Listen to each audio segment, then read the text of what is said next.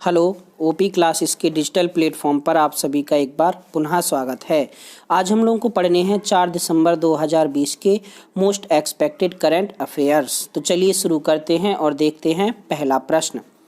पहला प्रश्न है, विश्व स्वास्थ्य संगठन द्वारा जारी विश्व मलेरिया रिपोर्ट 2020 के अनुसार किस देश ने दक्षिण पूर्व एशिया में मलेरिया के मामलों में सबसे अधिक कमी दर्ज की है? तो हाल ही में WHO द्वारा विश्व मलेरिया रिपोर्ट 2020 जारी की गई, जिसके अनुसार दक्षिण पूर्व एशिया में भारत ने मलेरिया के मामलों में सबसे अधिक कमी दर्ज की है।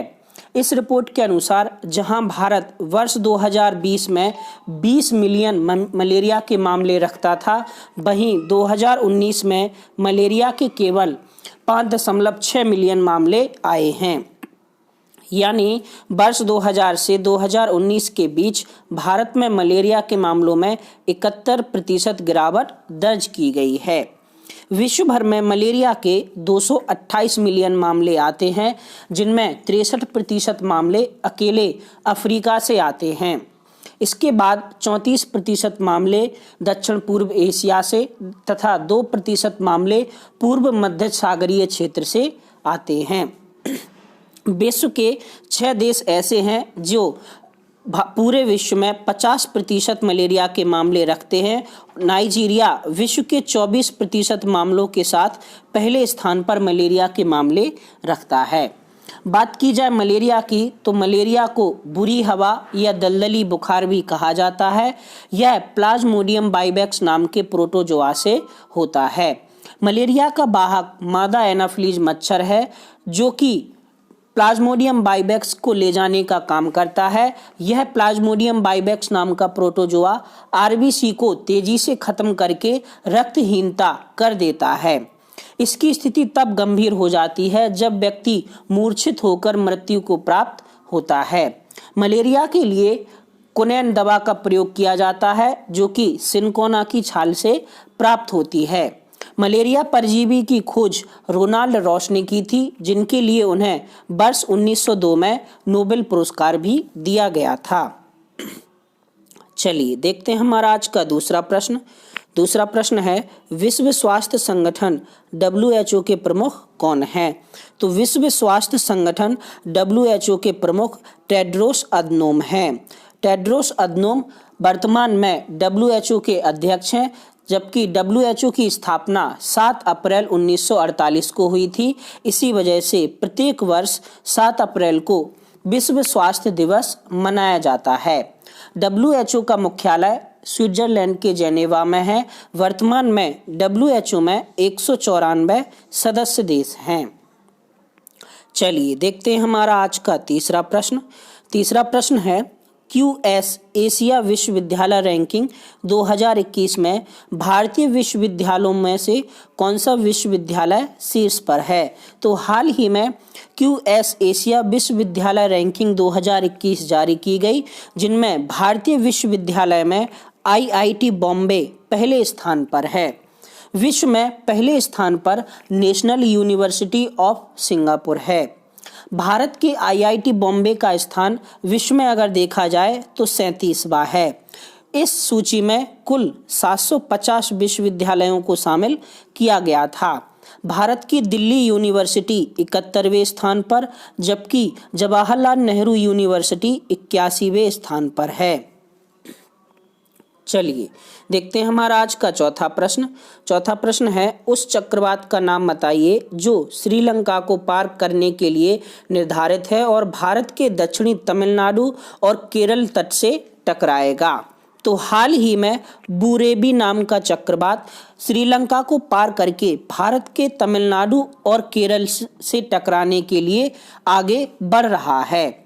अभी हाल ही में तमिलनाडु तट से निवार नाम का चक्रवात भी टकराया था।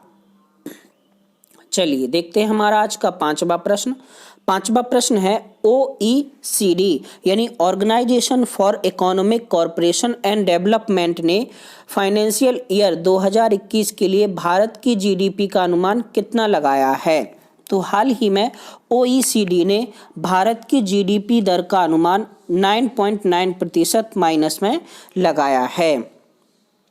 चलिए देखते हैं हमारा आज का छठवां प्रश्न। छठवां प्रश्न है, बाटा के नए वैश्विक मुख्य कार्यकारी अधिकारी के रूप में किसे नियुक्त किया गया है? तो हाल ही में भारत के संदीप कटारिया को बाटा का नया वैश्विक मुख्य कार्यकारी अधिकारी बनाया गया है। इससे पहले संदीप कटारिया बाटा इंडिया के सीईओ थे। बात की जाए बाटा की तो इसका मुख्यालय स्विट्जरलैंड के लुसाने में स्थित है।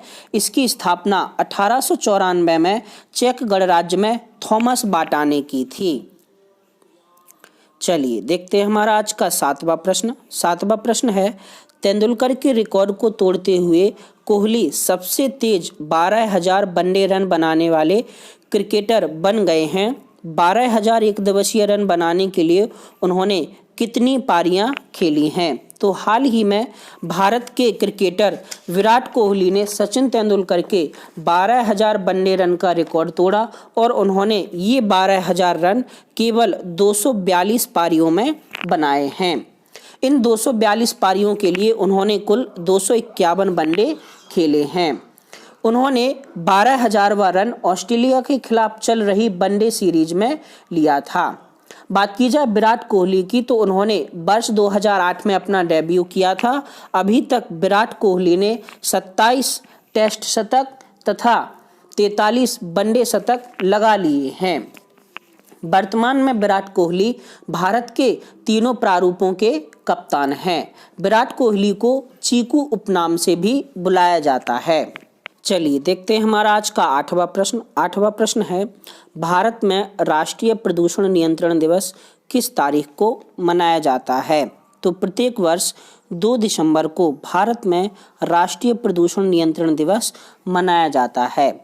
2 दिसंबर को हुए भोपाल गैस त्रासदी की याद में यह दिवस मनाया जाता है। वर्ष 1984 में भोपाल गैस कांड हुआ था। इसमें यूनियन कार्बाइड नाम की एक कंपनी में गैस रिसाव से लगभग 15,000 लोग मारे गए थे। यह कंपनी कीटनाशक बनाने वाली थी। उस समय इसके उपकरण ठीक नहीं थे, रखरखाव का अभाव था। कंपनी को चलाने वाले व्यक्ति का नाम एंडरसन था। पाइपलाइन की सफाई करते वक्त तापमान अचानक 200 डिग्री सी पहुंचने पर टैंक नंबर 610 में वाल्व खराब होने के कारण रिसाव हो गया था, जिससे 30 टन गैस बाहर निकल गई थी। इस गैस के रिसाव से घुटन, उल्टी, खांसी, जलन, पेट फूलना आदि शिकायतों के बाद लगभग 15,000 लोगों की मौत हो गई थी। मिथाइल आइसोसाइनाइड को मिक गैस भी कहा जाता है। इस समय हुई त्रासदी में एक बच्चे की फोटो बहुत वायरल होती है, जिसे 4 दिसंबर को रघु राय ने लिया था। चलिए देखते हैं हमारा आज का अगला प्रश्न।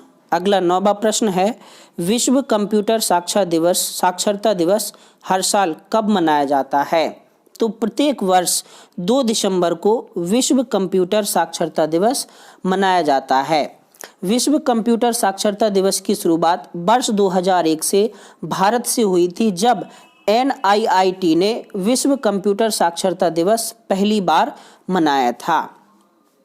चलिए देखते हैं हमारा आज का अगला और अंतिम प्रश्न है, डेविड प्रूसे का हाल ही में निधन हो गया है। वे कौन थे? तो हाल ही में अभिनेता डेविड प्रूसे का निधन हो गया है। डेविड प्रूसे 6 फीट 7 इंच के थे और वे पहले वेट लिफ्टिंग का काम करते थे। वेट लिफ्टर से अभिनेता बने डेविड प्रूसे अपनी फिल्म स्टार वार्स में डॉर्थ वादर की भूमिका के लिए जाने जाते हैं। चलिए देखते हैं हमारा आज का क्वेश्चन ऑफ द डे। 4 दिसंबर 2020 का क्वेश्चन ऑफ द डे है, अंतर्राष्ट्रीय क्रिकेट परिषद यानी ICC का मुख्यालय कहाँ है? कनाडा के मॉन्ट्रियल में, स्विट्जरलैंड के लॉसेन में, संयुक्त अरब अमीरात के दुबई में या फिर मलेशिया के कुआलालंपुर में। इसके अलावा सेशन ऑफ द डे का क्वेश्चन है, हाल ही में एशिया विश्वविद्यालय रैंकिंग 2021 जारी हुई है, जिसमें IIT मुंबई भारत में पहले स्थान पर है। IIT मुंबई का विश्व स्तर पर कौन सा स्थान है? दोनों प्रश्नों के जवाब आपको नीचे कमेंट बॉक्स में कमेंट करके बताने हैं।